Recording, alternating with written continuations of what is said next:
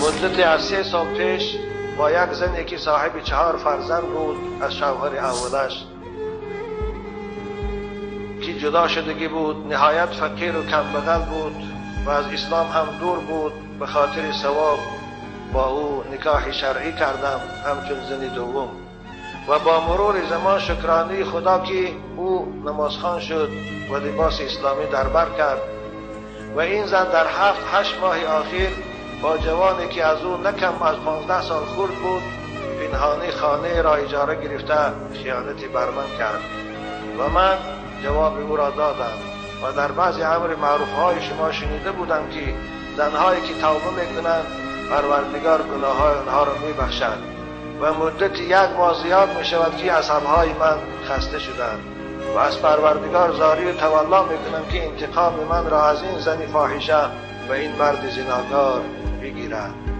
بابایشان در حق اینها یک سخنی میگفتید و در حق من هم دعا میکرده که خداوند به من آرامی نصیب کند.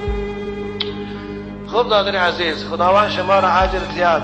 من چند بارها در صحبتام میگفتم که از زن غر برو از آن که استادش غر است.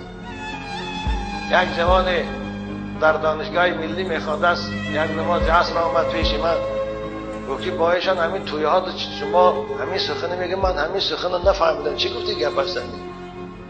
بس آن تبسم کردم گفتم دادر عزیز، زنی که سر لج میگردد، کرتی آستین کلته میپوشد، پاجامه نمیپوشد، او رو که زن کرده خانه آوردی، از او فقط دخترم شود مثل خودش سرلج و کرتی آستین کلته پوش و پیجامه میبرد. وقتی که شنید دو که من باشان راست میگی، با من همین زنگیر بودم برای خوب شد شما خیلی مصلحت کردم.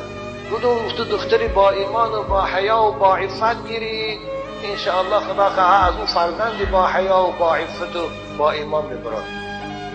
خوب دادر از اولش که کمبودی از خودت بود که باید این زن میدانستی به آداب بود، به حیا بود، به عفت بود، او رو نمیگرفتی. وقتی که زنی دویم هم میگرفتی، الحمدلله خواهرای اسلامی با حیا با آداب بسیار هستند. خوب اکنون که گرفتی او رو باز با نصیحت کردن اصلاحش کردی، انشاءالله در این کار اجر گرفتی، ثواب گرفتی. که حضرت علی پیغمبر خدا گفتن اگر با سبب دعوت تو یک کس هدایت یابد، ثوابش از دنیا آنچه در دنیاست بهتر است. تو برای نصیحتات اجر گرفتی.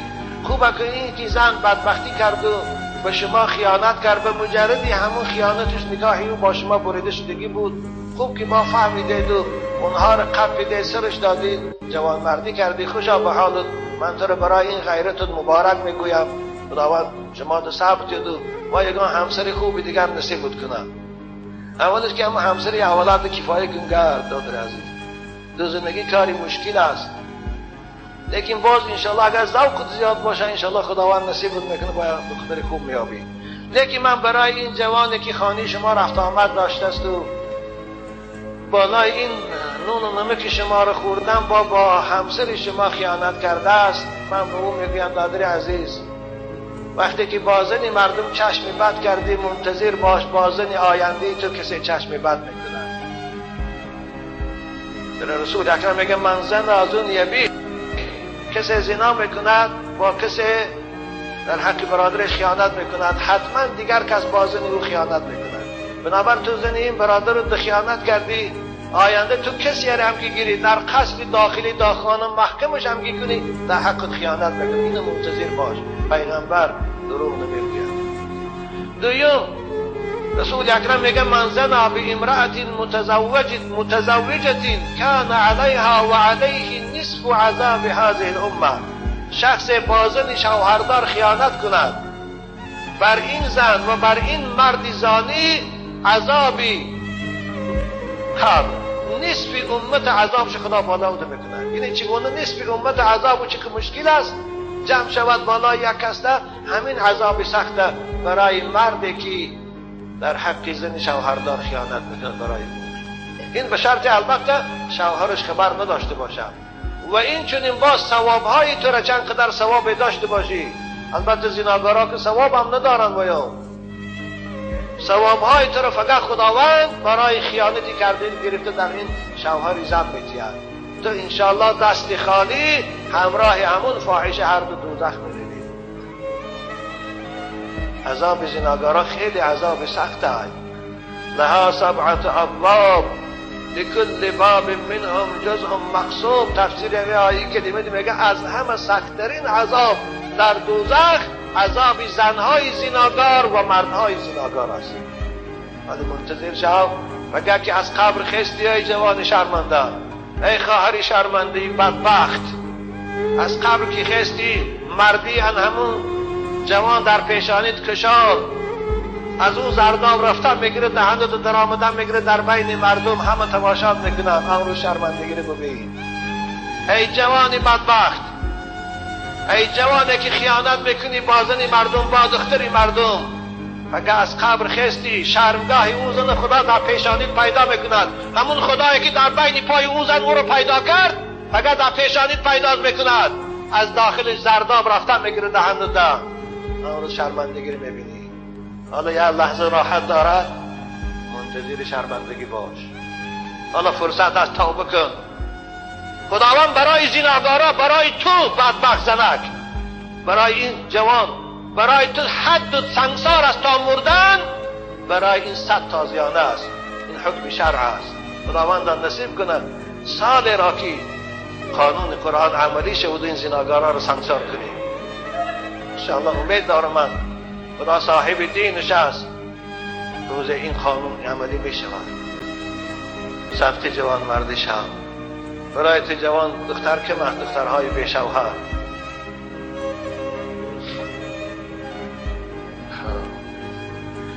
سعدی بزرگوار میگه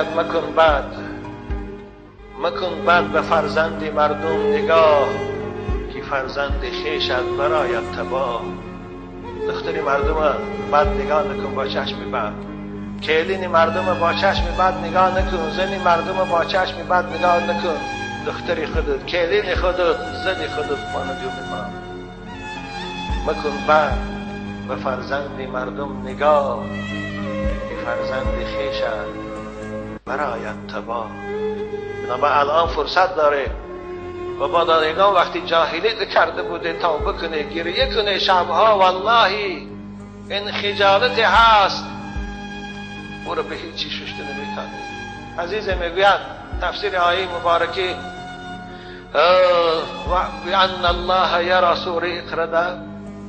یک عزیز خدا میگوید که بسیار از گناهاش توبه کرده بود، چندین سال بود شب و روز عبادت میکرد و گریه میکرد.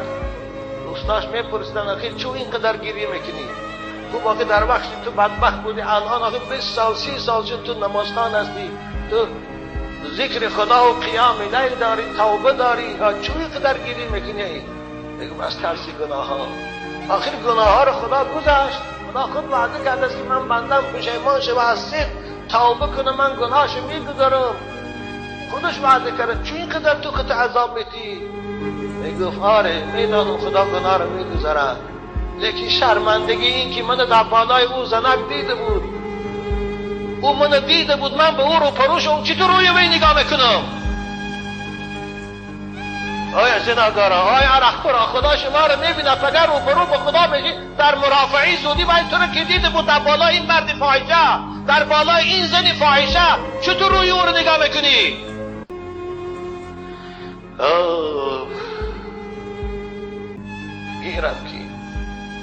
گیرم که تو از سری گناه در گذری، زان شرم که دیدم که چی کردی، چی کردم، چی کردم. زان شرم که دیدی که چی کردم، چی کنم. آره میدونم تو گناه میگذاری، لیکن آخه او حالت تو من دیده بودی. مانند که یک آدمی با آبرو در یک حالت گناه تو رو بیند، هر بار که او رو بینی سرخ میشوی. هم تو هست خجالت میشویم. 1 سال پسم بینیم، 10 سال پسم بینیم، هوایی بینیم خجالت میشویم. اگر با خدا چطور پر بشود؟ امروز میفهمم زنهای خانشین، زنهای قشلاقی که شوهر دارن، فاحشگی رو براشان کسب کردیان، منبع درآمد کردیان، منبع راحت کردیان. سحر سمکش میگیرد، تلفنش در گوشش، بر پدری کسی لعنت که این تلفن‌ها رو برآورد.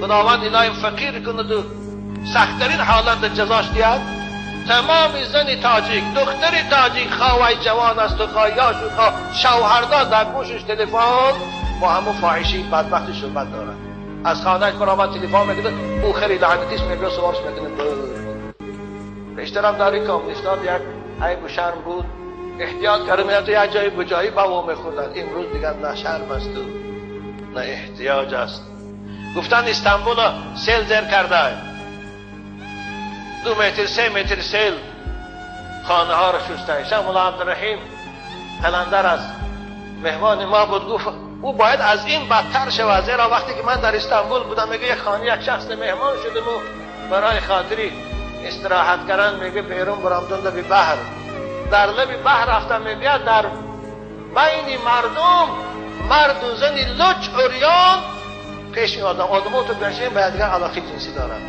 باید او از این بدتر میشد استانبول باید فرو میرفت من با رفیقان گفتم که بیای رویم که این بحر همه رو فرو میبرد خداوند هست تا بنده از خود نگذرد خدا عذاب نمی کند و ما كنا مهلك القرى الا و اهلها ظالمون خدا میگه اهل شهرها را هلاک میکنم چون از حد میگذرند قرآن سخنش است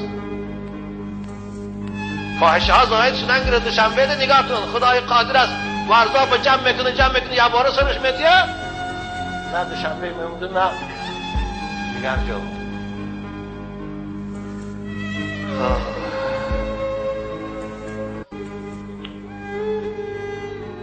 دادر عزیز من به جای تو میشدم عصبی نمیشدم خوب شاید تو به خاطر خدمتای کردگید یا به خاطر شرم داشتگید عصبی شدید خدا خواهد صبر کن ثواب بگیری برای تو انشاءالله زن بسیار است وای از زنی خوب بگیر فراموش شده میرودی اما وای به این جوان و وای به این همسری بدبخت